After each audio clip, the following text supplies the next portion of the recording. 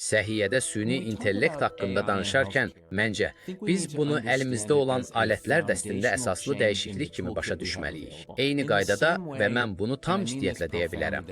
O, riyaziyyat elminin bizim dünya barədə anlayışımızı dəyişməsi əhəmiyyətinə bərabərdir. Bizim sahəmizdə diaqnostik testlərdə vacib dəyişikliklər baş verir. İndi onları daha effektiv və lazım olan qədər təcrübə olmadan necə şərh edə bilərik? Sanki əvvəlki modellərdəki yardım göstərməyin yeni üsulları ilə əvəz olunmasının şahidi oluruq. Mövzudur ki, süni intellektdən necə istifadə ediləcəyi çox maraqlıdır. Çünki bu yeni maşın öyrənməsi mürəkkəb modellər barədə verilən sualların sonu deyil. Bu hələ sualın başlanğıcıdır.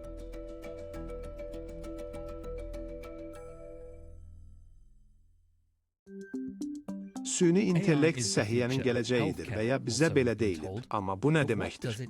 Bu sizin işinizi aiddirmi? Həyatınızı xilas edir, hansı risklər yaradır və bunun sizə necə təsir etmək potensialı var?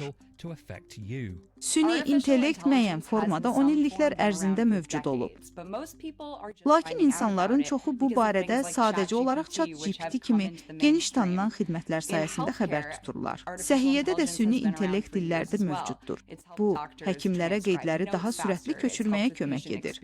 Pasientlərə isə chatbotlardan istifadədə təcrübə qazanmaq imkanı verir. Lakin generativ süni intellekt ilə bu həqiqətən də səhiyyə işçiləri və alimlərin edə bildiklərini gücləndirir. Gələcək sağlamlıq risklərini proqnozlaşdırmağa, diaqnozları daha sürətli və dəqiq etməyə kömək edir.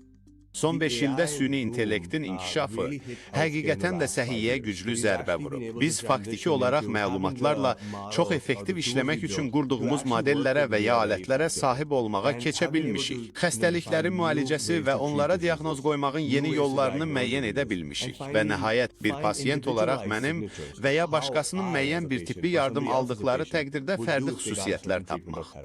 Generativ süni intellekt bunu həkimlərə daha inkişaf etmiş üsullarla kömək edir. Lakin həm təbiblər, həm də xəstələr bu yeni texnologiyaların özləri ilə gətirə biləcəyi riskləri şübhə altına alırlar. Yəqin ki, bir çoxları xəstəxanaya getdiyi zaman bunun necə görünəcəyini, həkimə qəbul getdiyi zaman qərarları bildirmək üçün necə istifadə ediləcəyini düşünür. Xətalar, yanlış pozitivlər, yanlış neqativlər haqqında nə demək olar?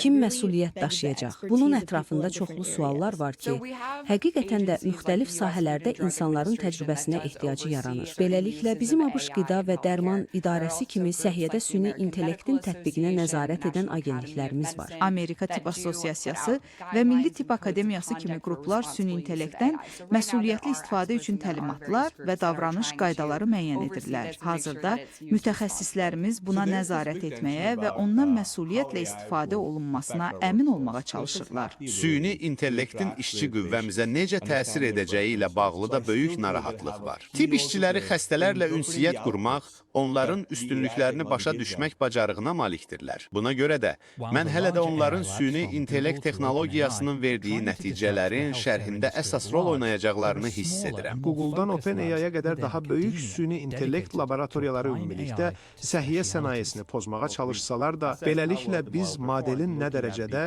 yaxşı işlədiyini qiymətləndirmək üçün müxtəlif fikirlərlə tanış olduq. Biz səhiyyədə süni intellektə artan investisiyanın şahidi oluruq. 2024-cü ildə biz müxtəlif süni intellekt və səhiyyə startaplarına təxminən 11 milyard dollar vəsait ayrıldığını gördük. Mütəxəssislər deyirlər ki, alimlərin bəzi süni intellekt startaplarına fərqli prioritetləri var.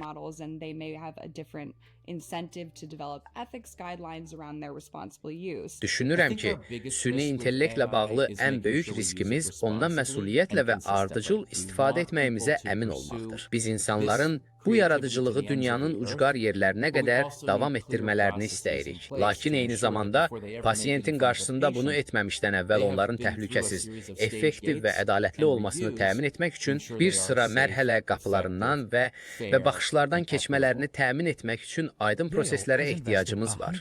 Yale növbəti 5 il ərzində süni intellektin inkişafına 150 milyon dollar sərmayə qoyub. Yale Medisində davam edən səylərdən biri 2020-ci ildə doktor Rohan Khera tərəfindən əsası qoyulan kardiovaskulyar məlumat elmi laboratoriyasıdır. Üzərində işlədiyimiz tək bir süni intellekt sahəsi deyil. Biz dəqiq diaqnostika və müalicə üzərində işləyirik və ya insanlar üçün doğru müalicələri müəyyənləşdiririk. Yaxşı bir nümunə elektrokardioqramdır. Sinə üzərindəki stikerlərlə çəkilmiş ürəyin elektrik qeydlərinin qeyd edilməsi bütün dünyada mövcuddur. Özlüyündə ChatGPT olan EKG-GPT EKG şəklini çəkir və hesabat yaradır. Bu generativ süni intellektə bir nümunədir. Biz birbaşa elektrokardioqramdan tam hesabat yarada bilərik. Əvvəlcə bu tədqiqatları şərh etmək üçün bir kardioloq tələb oluna bilər. Lakin ümid edirik ki, bu dünyada mövcud olan çox dəqiq oxunuşların əsasını təşkil edə bilər.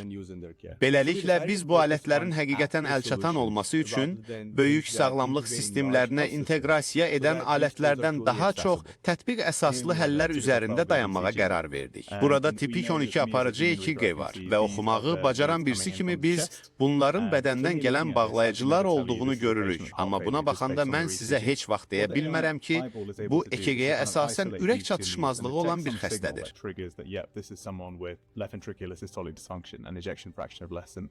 Və onu insanın qeydə ala bilməyəcəyi şəkildə vizuallaşdırır. Karslab kimi mərkəzlər bu yeni süni intellekt alətlərini sürətlə inkişaf etdirsə də, bu texnologiyaların tətbiq üçün hələ də bir çox addımlar lazımdır.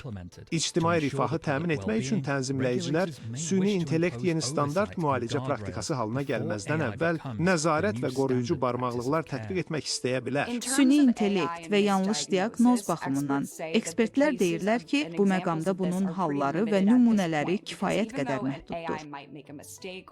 Misdiagnosis, there is still a real doctor involved in the diagnosis or prescription of a medication. Beləliklə, həqiqətənmi daha sağlam olacağıq? Düşünürəm ki, bu təkcə milyon dollarlıq sual deyil, milyonlarla həyat sualıdır. Texnologiyanın faydası var, süni intellekt sistemlərinin faydası var. Lakin bu həqiqətən hamımızdan tələb edir ki, biz onu əldə edə bilməliyik, ondan istifadə edə bilməliyik.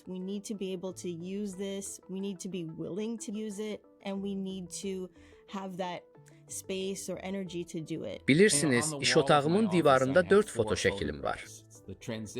Bu tranzistor, kamera, telefon və ümumdünya şəbəkəsinin mənbə kodudur. Çünki mənim üçün bunlar həyatımda tibbi yardım göstərmə tərzimizi dəyişdirməyə imkan verən yeniliklərdir. Teletip, elektron sağlamlıq qeybləri, MRT görüntüləmə, bunların hamısı bu təməl yeniliklərdən irəli gəlir. Məncə, süni intellekt də bu kateqoriyadadır.